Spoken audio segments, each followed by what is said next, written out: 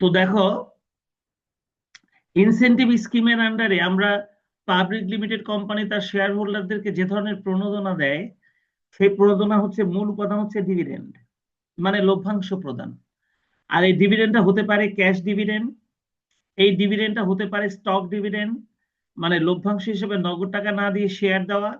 আর এই ডিভিডেন্ডটা হতে পারে প্রপার্টি ডিভিডেন্ড, অর্থাৎ লভ্যাংশ হিসেবে নগদ বা শেয়ার না দিয়ে কোনো সম্পত্তি দেওয়া, কোনো প্রপার্টি ভাগ করে দেওয়া।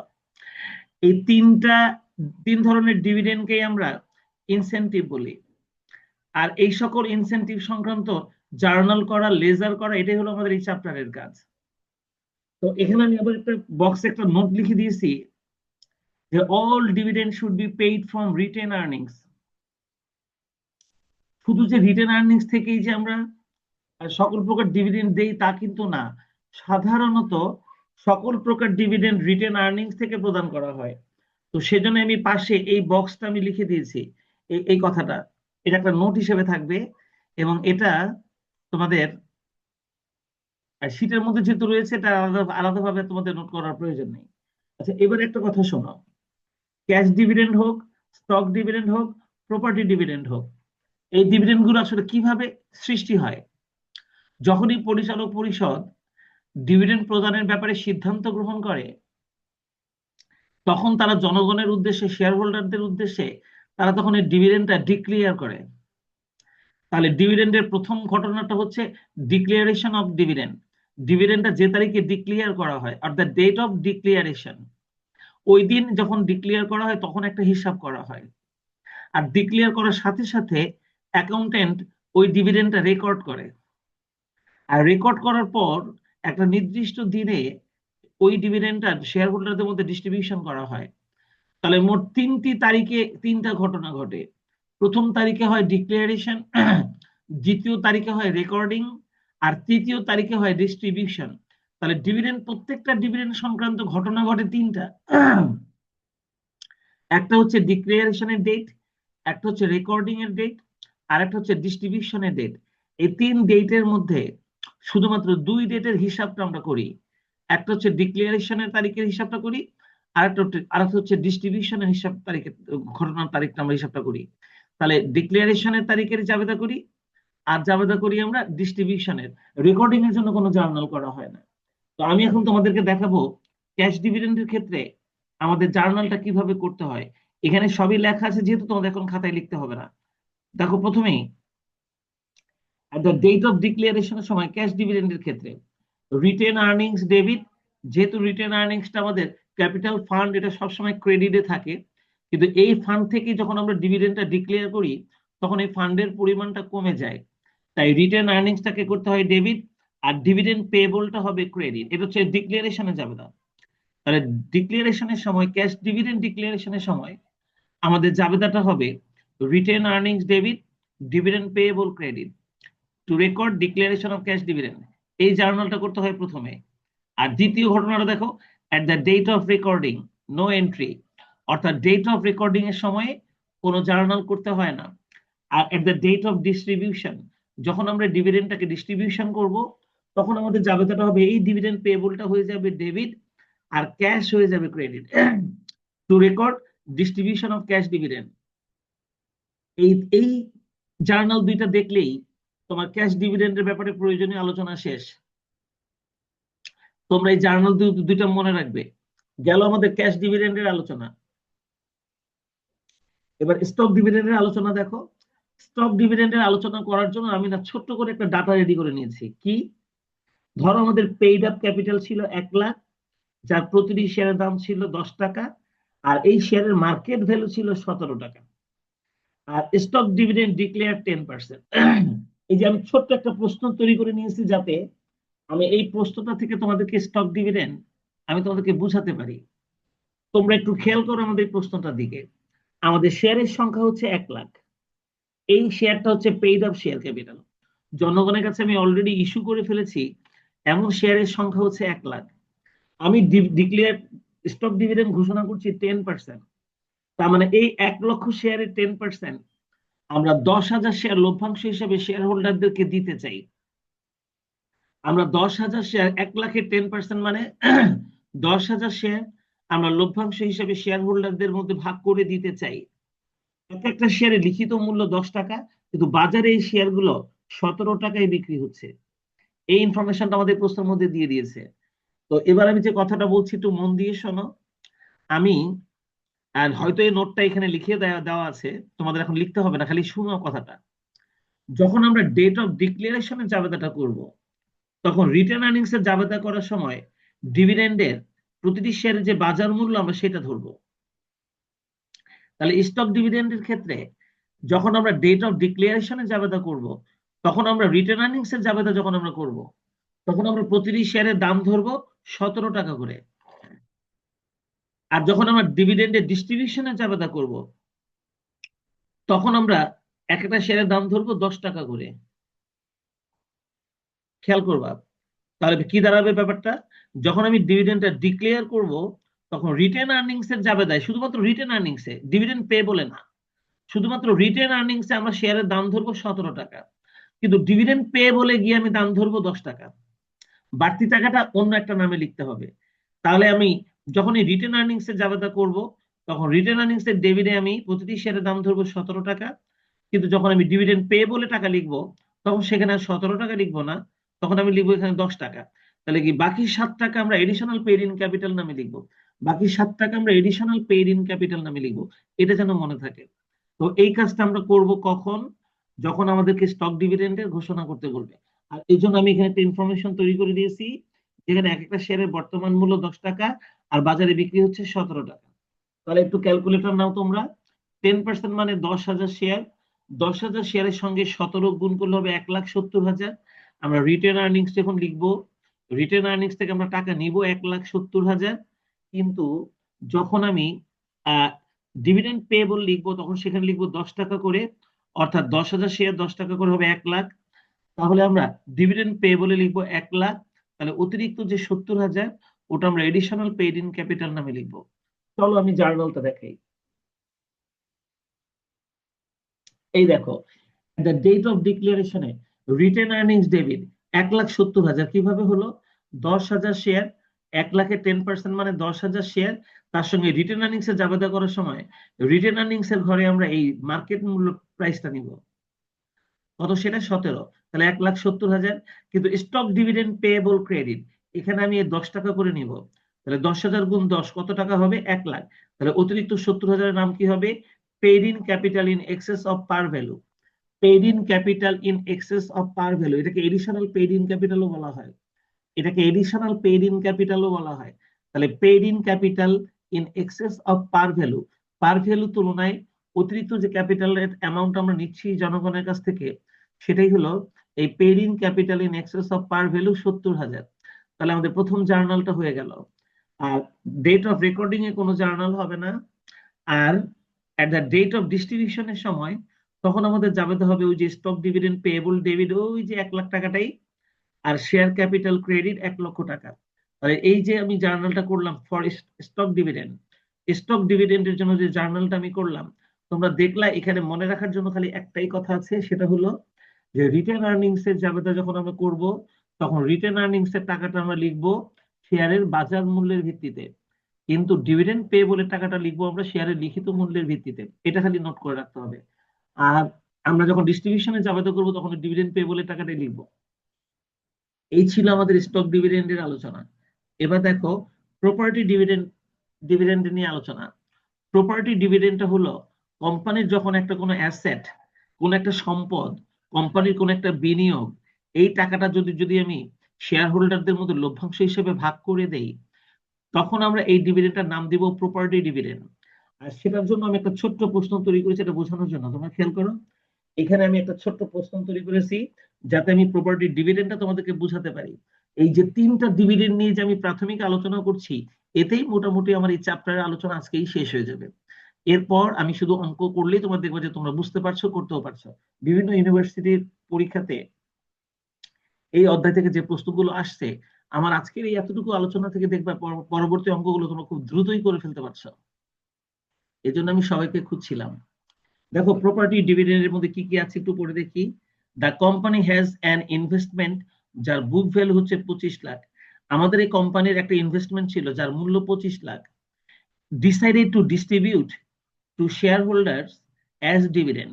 তারা সিদ্ধান্ত নিয়েছে এই 25 লাখ টাকার এই সম্পত্তিটা বা এই ইনভেস্টমেন্টটা শেয়ার হোল্ডারদের মধ্যে তারা লভ্যাংশ হিসেবে ভাগ করে দেবে। At the time of declaration, যখন আমরা লভ্যাংশটা ডিক্লেয়ার করি, তখন market value of the investment stood at টাকা 33 লাখ। যে জিনিসটার মধ্যে আমাদের ইনভেস্ট করা ছিল 25 লাখ, আমরা যেদিন ডিভিডেন্ডটা ডিক্লেয়ার করছি সেদিন এটার দাম হয়ে গেছে 33 লাখ। এই দেখো তো, শেয়ারের বাজার মূল্যটা বেড়ে 33 লাখ হয়ে গেছে না? তাহলে কত টাকা বাড়লো? 33 লাখ থেকে 25 লাখ বাদ দিলে দেখো তো কত টাকা বাড়লো? 8 লাখ। 8 লাখ। তাহলে এখন প্রশ্ন হলো, 8 লাখ এই যে টাকা। আমরা যে সম্পদটা শেয়ার হোল্ডারদের মধ্যে ডিভিডেন্ড হিসাবে ভাগ করে দেওয়ার জন্য সিদ্ধান্ত নিয়েছি, যেই তারিখে সিদ্ধান্ত নিয়েছি এই তারিখে যদি আমাদের ওই ইনভেস্টমেন্টের মূল্যটা বেড়ে যায়, তাহলে জাবেদা করতে গিয়ে সবার আগে ওই বৃদ্ধিপ্রাপ্ত অ্যামাউন্টের জন্য একটা জাবেদা করতে হয়। তাহলে প্রপার্টি ডিভিডেন্ডের জন্য আমাদের নোট, যেটা আমি এখন মুখে বলছি এটাই তোমার মাথার মধ্যে ঢুকাই ফেলবে একবারে, কারণ এই 3 ধরনের ডিভিডেন্ড প্রদান সংক্রান্ত জার্নালই আমাদের এই চ্যাপ্টারের আলোচনা, মূল আলোচনা। সেজন্য এই চ্যাপ্টারটার নাম হচ্ছে ইনসেনটিভ স্কিম। তো তোমরা খেয়াল করো, আমরা যে প্রপার্টিটা ডিভিডেন্ড প্রদানের জন্য সিদ্ধান্ত নিয়েছি 25 লাখ, যেই তারিখে সিদ্ধান্ত নিয়েছি ওই তারিখে ওই সম্পত্তিটা বাজার মূল্য হয়ে গেছে 33 লাখ। এই যে 8 লাখ বেড়ে গেল, তুমি যদি এখন এই ডিভিডেন্ডে জার্নাল করতে যাও, সবার আগে এই 8 লাখের জাবেদা করতে হবে। 8 লাখের জাবেদা করে তোমার এই 25 লাখ টাকার সম্পত্তিটাকে আগে 33 লাখ বানায় নিতে হবে। বানালাম, এবার এই 33 লাখ টাকাই শেয়ার হোল্ডারদের মধ্যে লভ্যাংশ হিসেবে ডিস্ট্রিবিউশন করতে হবে। তার মানে আমরা এর পরে এই 8 লাখ টাকা জাবেদা করার পরে তারপরে আমরা ডেট অফ ডিক্লারেশনের জাবেদা করব, ডেট অফ ডিস্ট্রিবিউশনের জাবেদা করব। কি বলছি বুঝেছো? তার মানে আমাদের এই প্রপার্টি ডিভিডেন্ডের ক্ষেত্রে জার্নাল হবে 3টা। প্রথমে সম্পত্তি যদি মূল্য বৃদ্ধি পায়, তাহলে যত টাকা বৃদ্ধি পাবে তার জন্য আগে একটা জাবেদা করতে হয়। এবার ওই বৃদ্ধিপ্রাপ্ত যে অ্যামাউন্টটা 33 লাখ টাকা, এইটাই আবার ডিভিডেন্ড হিসেবে আমাদেরকে শেয়ার হোল্ডারদের মধ্যে বন্টন করতে হবে। তো এই জিনিসটা আমি যে মুখে মুখে বললাম, চলো আমরা এখন এটা জার্নালটা একটু দেখি। এই দেখো, এই অঙ্কটার জন্য আমাদের আলোচনা। প্রথমেই আমরা লিখলাম investment debit, gain on appreciation of investment credit 8 lakh. এই হচ্ছে সেই জাবেদাটা যেটা আমি কিছুক্ষণ আগে মুখে মুখে বলেছি, যে আমাদের সম্পত্তির দাম যেহেতু 8 লাখ বেড়ে গেছে, তাহলে সম্পত্তির মূল্য বাড়লে সম্পত্তি ডেবিট হয়। তাই আমরা আগে ইনভেস্টমেন্টটাকে ডেবিট করে নেব। আর gain on appreciation of investment, depreciation মানে সম্পদের মূল্য কমে যাওয়া, আর অ্যাপ্রিসিয়েশন মানে সম্পত্তির মূল্য বেড়ে যাওয়া। তাহলে ইনভেস্টমেন্ট হবে ডেবিট, আর gain on appreciation of investment হবে ক্রেডিট 8 লাখ। তাহলে এই জার্নালটার মাধ্যমে আমরা প্রথমে ডিক্লারেশনের সময়ের প্রথম জার্নালই হবে এটা। এটা জাবেদা করার পর এইবার আমরা দ্বিতীয় জাবেদা করব। রিটেন আর্নিংস ডেবিট ওই 33 lakh, property dividend payable credit 33 lakh. একটু আগে বলেছি 8 লাখ বাড়ানোর পরেই 25 লাখ টাকা সম্পত্তিটা হয়ে যাবে 33 লাখ। আর সকল প্রকার ডিভিডেন্ড রিটেন আর্নিংস থেকে প্রদান করতে হয়। আর তাই আমরা জার্নাল করেছি written earnings debit, property dividend payable credit. এই ঠিক আছে? জি স্যার। আর রেকর্ডিং এর ক্ষেত্রে কোনো জার্নাল হবে না। আর at the date of distribution এর ক্ষেত্রে যাবে হবে প্রপার্টি ডিভিডেন্ড পেয়েবল ডেবিট আর ইনভেস্টমেন্ট ক্রেডিট ওই 33 লাখ। দেখেছো? তো তার মানে এই 3টা জার্নাল আমরা ঠিকভাবে মনে রাখতে পারলে আমাদের মোটামুটি আমাদের কাজ হয়ে যাবে। আমরা ক্যাশ ডিভিডেন্ডের আলোচনা করলাম, আমরা আমাদের স্টক ডিভিডেন্ডটা কিভাবে হিসাব করবো সে ব্যাপারেও কথাবার্তা বললাম, আর প্রপার্টি ডিভিডেন্ডের ক্ষেত্রেও আমার যে যতটুকু নোট দেওয়া বা আলোচনা করা সেটা আমি এই জার্নালের মাধ্যমে করে ফেললাম। এবার বোর্ড কোশ্চেন গুলো করতে গেলে তোমরা দেখবা যে ধরনেরই প্রশ্ন আমরা নিজেরাই অ্যান্সার করতে পারবো এখন। তবে তার আগে আমি আরেকটা কথা বলবো, আরেকটা নোট বলবো, যেটা তোমরা একটু একটু লিখে নিবে এখন। এটা এখানে নাই, হয়তো পরে আছে। স্টক ডিভিডেন্ডকে নিয়ে আমাদের একটা নোট আছে। একটু আগে আমি স্টক ডিভিডেন্ডের ক্ষেত্রে একটা কথা বলেছি, যে স্টক ডিভিডেন্ডের ক্ষেত্রে শেয়ারের 2টা মূল্য দেওয়া থাকে। একটা হচ্ছে লিখিত মূল্য, একটা হচ্ছে শেয়ারের বাজার মূল্য।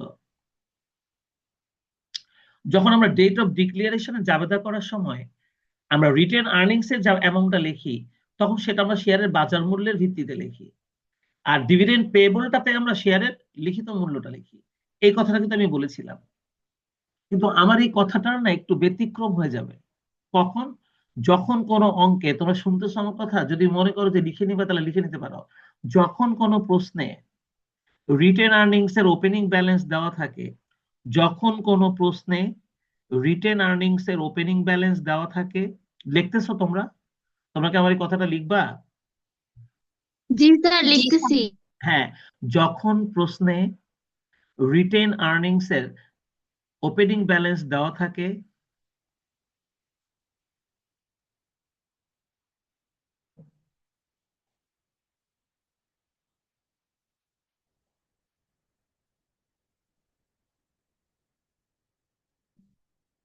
স্যার তারপরে? যদি প্রশ্নে রিটেন আর্নিংস এর ওপেনিং ব্যালেন্স দেওয়া থাকে, সেই অঙ্কে সেই অঙ্কে শেয়ারের বাজার মূল্য ধরার কারণে, শেয়ারের বাজার মূল্য ধরার কারণে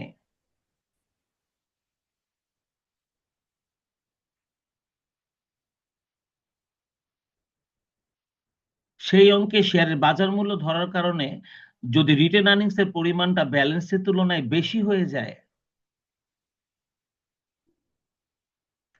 সেই স্যার অঙ্কে আবার রিটেন, বলবেন, শেয়ারের বাজার মূল্য? প্রশ্নটা হচ্ছে শেয়ারের বাজার মূল্য ধরার কারণে যদি রিটেন আর্নিংস এর মূল্য ওপেনিং ব্যালেন্সের তুলনায় বেশি হয়ে যায়, শেয়ারের বাজার মূল্য ধরার কারণে রিটেন আর্নিংস এর মূল্য যদি ওপেনিং ব্যালেন্সের থেকে বেশি হয়ে যায়,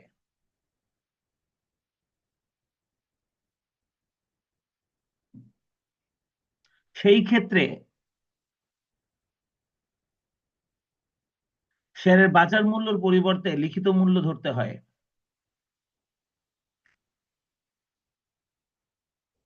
সেই ক্ষেত্রে শেয়ারের বাজার মূল্যের পরিবর্তে লিখিত মূল্যটা ধরতে হয়।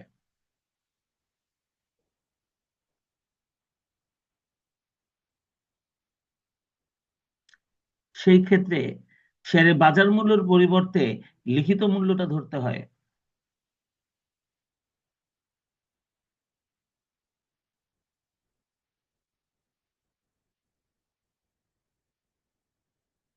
আর এবার আমি এই অঙ্কটার মধ্যে, এই যে অঙ্কটা আমার সামনে দেখতেছো, তোমাদের স্ক্রিনের সামনে তোমরা যে অঙ্কটা এখন দেখছো, এই অঙ্কটার মধ্যে আমি এখন একটা ছোট্ট উদাহরণ দিয়ে তোমাদেরকে জিনিসটা বুঝিয়ে দিতে পারি। ধরো আমাদের এই অঙ্কটার মধ্যে একটা রিটেন আর্নিংস এর ওপেনিং ব্যালেন্স দেওয়া ছিল। ধরো রিটেন আর্নিংস এর ওপেনিং ব্যালেন্স দেওয়া ছিল 50,000, ঠিক আছে? ধরো আমাদের এই অঙ্কটার মধ্যে রিটেন আর্নিংস এর একটা ওপেনিং ব্যালেন্স দেওয়া ছিল 50,000, ঠিক আছে? বুঝতে পারছো? জি স্যার, বলেন। এখন আমার প্রশ্ন হলো, যদি এই অঙ্কটার মধ্যে রিটেন আর্নিংস এর ওপেনিং ব্যালেন্স যদি 50,000 দেওয়া থাকে, কিন্তু আমি বাজার মূল্য ধরার কারণে, আমার বাজার মূল্য ধরার কারণে আমার রিটেন আর্নিংস এ লাগতেছে কত টাকা?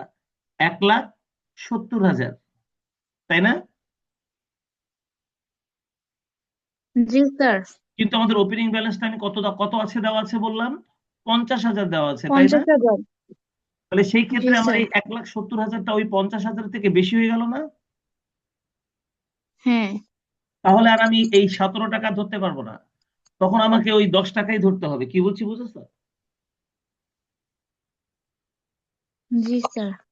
তার মানে রিটেন আর্নিংস এর ওপেনিং ব্যালেন্সটা যদি দেওয়া থাকে, তাহলে আমি শেয়ারের বাজার মূল্যটা ধরার কারণে যদি আমার ব্যালেন্সটা ওপেনিং ব্যালেন্সের থেকে বেশি হয়ে যায়, তাহলে আমি ধরতে পারবো না। তবে যদি কম থাকে তাহলে ধরতে পারবো। কি বলছি বুঝছো? জি স্যার। তো তার মানে যদি আমাদের রিটেন আর্নিংস এর ওপেনিং ব্যালেন্সটা 2 লাখ টাকা থাকতো, তাহলে আমি 17 টাকা ধরতে পারতাম। কারণ আমার তো লাগবে 1,70,000, আবার ব্যালেন্স আছে 2 লাখ, আমি তো ধরতেই পারবো। তখন আমি 17 টাকা ধরবো। কিন্তু যদি আমাদের ওপেনিং ব্যালেন্সটা 1,70,000 থেকে কম হয়, 50,000, 60,000, 90,000 বা 1 লাখ বা 1,50,000 যদি থাকতো, তবু আমি 17 টাকা ধরতে পারতাম না, তাই না? কারণ 1,50,000 থাকলেও সেটা এক জি লাখ স্যার। সত্তরের থেকে কম।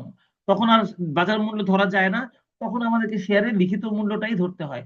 ওইটা দিয়ে তখন জাবেদা করতে হয়। মনে থাকবে? জি স্যার। যতটুকু কথা বললাম, যতটুকু তোমাদের সঙ্গে আলোচনা করলাম, এই ইনসেনটিভ স্কিমটা পাওয়ার জন্য শুধু এতটুকু আলোচনার খেয়াল রাখলেই হবে। চলো আমি এবার একটা অঙ্ক নিয়ে ধরি। এই যে একটা অঙ্ক আমাদের সামনে আছে, মনোযোগ দিয়ে দেখো, আমি 1 নম্বর অঙ্কটা পড়ছি, তোমাদের খাতায় করতে হবে না, যেহেতু এটা এখানে করে দেওয়া আছে, আমি খালি বুঝিয়ে দিলেই হবে। সবাই একটু 1 নম্বর অঙ্কটার দিকে তাকাও। আমি পার্ট বি এবং সি এর অঙ্ক একসাথে দিয়ে দিয়েছি এখানে। Ayesha corporation has outstanding 1000 shares of টাকা 100 পার ভ্যালু ক্যাপিটাল স্টক।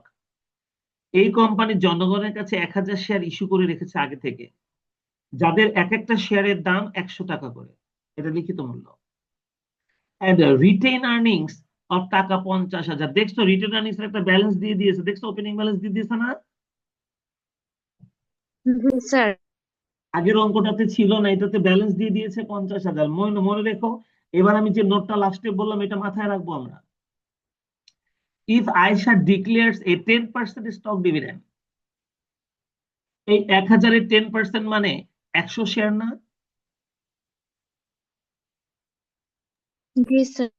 এই 100 শেয়ারের লিখিত মূল্য হচ্ছে এই যে 100 টাকা, কিন্তু বাজার মূল্য কত আমরা দেখবো। It issues 100 additional share. Sir sorry, আমি জয়েন করতে পারি না, এর জন্য আমি স্যার চেম্বারে ছিলাম, আমার জ্বর এসে গেছে হঠাৎ করে, ঠান্ডা গরম পড়ছে না, ঠান্ডাও লাগছে জ্বরও হ্যাঁ, এটা উঠছে। আমরা শুনেছি, এটা শোনার পর আমরা ক্লাসটা রেকর্ড করছি। থ্যাংক ইউ স্যার, আমি এখনো ফার্মেসিতে। আচ্ছা, অসুবিধা নাই, আমরা এই তোমার এই খবরটা পাওয়ার সাথে সাথে আমরা এটা রেকর্ড করছি। আমাদেরকে সুকন্যা থ্যাংক ইউ জানিয়েছে স্যার। এটা।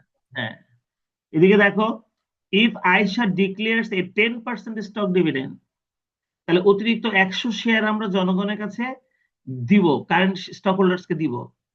If their fair value of the stock at the time of stock dividend is টাকা 130। দেখছো বাজার মূল্য কিন্তু 130 দিয়ে দিয়েছে। তাহলে একটা কাজ করো, 100 শেয়ারকে 130 দিয়ে গুণ করলে কত টাকা লাগে দেখো তো তানজিনা। 130 টাকা করে 100 শেয়ার গুণ করলে আমাদের রিটার্ন আর্নিংস এ কত টাকা লাগে? 13,000। আমাদের ব্যালেন্সে আছে জি। কত? 50,000। তাহলে তো আমরা ওখান থেকে দিতে পারবো, তাই না? জি স্যার। তাহলে জি আমরা স্যার। 130 টাকায় ধরবো এই অঙ্কে, ক্লিয়ার? জি স্যার। আর যদি আমাদের অ্যামাউন্ট 50,000-এর এই মানে এই টাকাটা যদি ওখান থেকে দিতে না পারতাম, তখন আমরা 130 ধরতাম না, তখন আমরা 100 টাকায় ধরতাম। এটাই না আমি নোট বললাম জি। সবার শেষে। জি স্যার। দেখো আমাদের জার্নাল এন্ট্রি করতে বলেছে, তো চলো এখন আমরা জার্নালটা করবো। এখানে দুটো জার্নাল হবে, at the time of declaration and at the time of distribution. মানে টাইম অফ ডিক্লারেশনে রিটার্ন আর্নিংস থেকে 130 টাকা বাজার মূল্য সমপরিমাণ টাকা, অর্থাৎ 130 গুণ 100, তাহলে 13,000 টাকার জার্নাল হবে প্রথমটা। দেখো আমি প্রথম জার্নালটা করলাম, এট দ্য ডেট অফ ডিক্লারেশনে জার্নাল করছি। এভাবে আমি যেটা আলাদা আলাদা করেছি, এটা পার্ট বি এর অঙ্ক সেই জন্য করেছি। তোমরা একটা জাবেদার ঘরের মধ্যেই তোমরা এখানে ডেট অফ ডিক্লারেশন লিখে আর ডেট অফ ডিস্ট্রিবিউশন লিখে ওই উপরেটার মতন করতে পারবে। কিন্তু আমি করেছি, যেহেতু এটা পার্ট বি এর অঙ্ক, আমি at the date of declaration লিখে তার জাবেদা লিখেছি retained earnings debit 13,000, common stock dividend payable credit 10,000। কারণ ডিভিডেন্ড পেয়েবল এর মধ্যে আমাদের ওই 100 টাকা করে ধরতে হবে, 100 গুণ 100 করলে কিন্তু 10,000 হয়। তাহলে অতিরিক্ত কত টাকা থাকলো? 3,000। ওটা হবে paid in capital in excess of par value, 3,000। বলতো তোমরা কি জার্নালটা বুঝছো না? আমি জার্নালটা নিয়ে আগেই আলোচনা করেছি না? জি স্যার।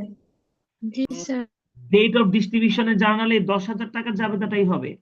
দেখো আমাদের দ্বিতীয় জার্নালটা হয়ে গেল common stock dividend payable debit আর কমন স্টক ক্রেডিট। স্টক ডিভিডেন্ডের ক্ষেত্রে আমরা শেয়ার ক্যাপিটাল দেই, তাই কমন স্টক বা শেয়ার ক্যাপিটালকে ক্রেডিট করতে হয়। করে দিলাম ওই 10,000 টাকা, আমাদের জার্নালটা কমপ্লিট হয়ে গেল, ব্যাখ্যা সহই লেখা আছে। তোমরা কি 1 নম্বর অঙ্কটা বুঝেছো? জি স্যার। জি স্যার। চলো এবার 2 নম্বর অঙ্কটা পড়বো। এবার আমরা একটু 2 নম্বর অঙ্কটা পড়বো, একটু পড়ে দেখি এখানে কি বলছে প্রশ্নের মধ্যে। অনি corporation has a balance of টাকা 3 লাখ ইন রিটেন আর্নিংস। দেখো আবারও আমাদের রিটেন আর্নিংস একটা ব্যালেন্স দিয়ে দিয়েছে 3 লাখ টাকা। যখনই আমরা রিটেন আর্নিংস এর ব্যালেন্স দেখবো, আমার ওই নোটটা মাথায় রাখবো যে আমরা আমাদের ডিভিডেন্ড ডিক্লারেশনের সময় যদি আমাদের রিটেন আর্নিংস এর জার্নালের টাকাটা বাজার মূল্য ধরার কারণে এই 3 লাখ টাকার বেশি হয়ে যায়, তাহলে আর আমরা বাজার মূল্য ধরবো না, তখন আমরা লিখিত মূল্য দিয়ে অঙ্কটা করব। এই নোটটা আমি একটু আগে লেখাইছি তোমাদেরকে, তাই না? জি স্যার এই দেখো বলেছে the company declares A 10% stock dividend on it's 50,000 shares. আচ্ছা, 50,000 শেয়ারের উপরে 10% ধরলে তাহলে আমরা অতিরিক্ত 5,000 শেয়ার বিক্রি করবো না জনগণের কাছে?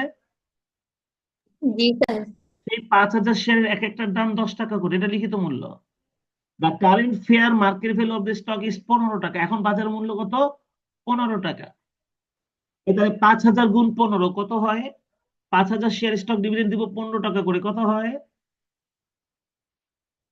75,000 আর 75,000 আমাদের ব্যালেন্সে কত আছে? 3 লাখ তাহলে আমরা 15 টাকায় ধরতে পারবো, তাই না? জি স্যার তাহলে চলো এটা জার্নালটা দেখি। ওই একই রকম ভাবে দেখো, এই যে আমি ডেট অফ ডিক্লারেশন আর date of distribution, retained earnings debit 15,000 গুণ, সরি 5,000 গুণ 15, তাহলে 75,000। কিন্তু common stock dividend payable credit 5,000 গুণ 10, 50,000। তাহলে বাকি 25,000টা হবে paid in capital in excess of par value 25,000। প্রথম জার্নালটা হয়ে গেল। আমাদের পরের জার্নালটা হবে common stock dividend payable debit আর কমন স্টক ক্রেডিট ওই 50,000। বলো তো তোমরা দুটো জার্নাল বুঝছো না? জি স্যার তাহলে কি আমরা এই 2 নাম্বার অঙ্কের, আমরা এই প্রপার্টি স্টক ডিভিডেন্ড পেয়েবলের যে দুটো জার্নাল করলাম, আমরা বুঝছি তো দুইটার মধ্যে কিন্তু আমাদের ব্যালেন্স দেওয়া ছিল। আর আমাদের যে ব্যালেন্স ছিল সেটা কিন্তু আমরা আমাদের এই যে ডিভিডেন্ড প্রদানের ক্ষেত্রে আমরা তো সেটা কাভার করতে পারছি, সেজন্য আমরা বাজার মূল্যটাই ধরেছি, তাই না? জি স্যার এগুলো বিভিন্ন বোর্ডে আসা পার্ট বি স্ট্যান্ডার্ড কোশ্চেন। চলো আমরা আরেকটা অঙ্ক দেখি। প্রপার্টি ডিভিডেন্ডের একটা অঙ্ক দেখি। এই যে 3 নম্বর অঙ্কটা, Raha incorporation transfer to stockholder some of its investment in marketable securities costing টাকা 12,50,000। তার মানে এই কোম্পানি তার শেয়ার হোল্ডারদের মধ্যে তাদেরই একটা ইনভেস্টমেন্ট যার দাম 12,50,000 তারা ডিভিডেন্ড হিসেবে দিতে চায় by declaring a property dividend. Property ডিভিডেন্ডের মাধ্যমে তারা এই অ্যামাউন্টটা তাদেরকে দিয়ে দিতে চায়। On December 28, 2012 to be distributed on January 30। Declare করেছে ডিসেম্বরের 28 তারিখ, আর জানুয়ারি 30 তারিখে তারা সেটা ডিস্ট্রিবিউশন করতে চায়। At the date of declaration, the securities have market value 20 lakh. ছিল 12,50,000, হয়ে গেছে 20 লাখ। এই 7,50,000 বেড়ে গেছে না? জি স্যার তাবাসসুম, তাহলে জি স্যার 7,50,000 জন্য আগে একটা জার্নাল করে নিতে হবে না? আমাদের মার্কেটেবল সিকিউরিটিজটা ডেবিট, আর তোমার gain on appreciation of investment credit এই নামে আমরা একটা জার্নাল করবো না আগে? জি স্যার 7,50,000। জি আর স্যার এরপর আমরা ওই 20 লক্ষ টাকাটা ডিভিডেন্ড হিসেবে ঘোষণা করব। Prepare all necessary journal entries. চলো এই প্রপার্টি ডিভিডেন্ড জার্নালটা আমরা এখন একটু দেখি। ফার্স্ট জার্নালটা, ওই দেখো ইনভেস্টমেন্ট ইন সিকিউরিটিজ ডেবিট। আমরা ইনভেস্টমেন্ট ইন সিকিউরিটিজ মানে আমাদের অ্যাসেটটাকে ডেবিট করলাম 7,50,000। আর gain on appreciation of securities credit 7,50,000। তাহলে প্রথম জার্নালটা করা হয়ে গেল। এবার দ্বিতীয় জার্নালটায় রিটেন আর্নিংস ডেবিট আর প্রপার্টি ডিভিডেন্ড পেয়েবল ক্রেডিট, আমরা দ্বিতীয় জার্নালটা করে ফেললাম। আর তৃতীয় জার্নালটা আমরা করব প্রপার্টি ডিভিডেন্ড পেয়েবল ডেবিট আর investment in securities credit 20 lakh টাকা। আমাদের কাজ শেষ। তাই তোমরা বলো তো এই 3টা জার্নাল তোমরা বুঝছো না?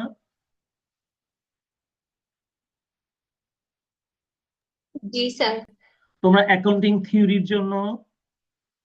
থিওরির জন্য এই চ্যাপ্টারটার জন্য একটা খাতা তৈরি করবে, ইনভেস্টমেন্ট স্কিম নামে, খুব ছোট একটা, মানে চ্যাপ্টারটা ছোট কিন্তু ইম্পর্টেন্ট। সেই খাতাটার মধ্যে আমার এই শীটটা নেওয়ার পর নিজেরা বুঝে বুঝে তোমরা এই 3টা অঙ্কে, যে 3টা অঙ্ক আমি আজকে বুঝালাম, তোমরা সুন্দর করে মন্তব্য সহ খাতার মধ্যে তুলবে, দেখে দেখে না না বুঝে বুঝে। তাহলে আমার আজকের কাজটা হয়ে যাবে। এবং এই চ্যাপ্টার অঙ্কের ম্যাক্সিমাম আলোচনা কিন্তু অলরেডি আমার হয়ে গেছে। বাকি অঙ্কগুলো নিয়ে আমি আবার পরের ক্লাসে তোমাদের সঙ্গে আলোচনা করবো। কি ঠিক আছে? দেখবো যে কঠিন লাগবে না এবং তাড়াতাড়ি শেষ হয়ে যাবে এই চ্যাপ্টারটাও। হয়েছে? তাহলে 1, 2, 3 জি এই স্যার 3টা সুন্দর করে খাতায় তুলবে। এটাই আমার আজকের কাজ। আমি আবার 4 নম্বর থেকে পরের দিন আলোচনা শুরু করব। কি ঠিক আছে? জি স্যার আল্লাহ হাফেজ।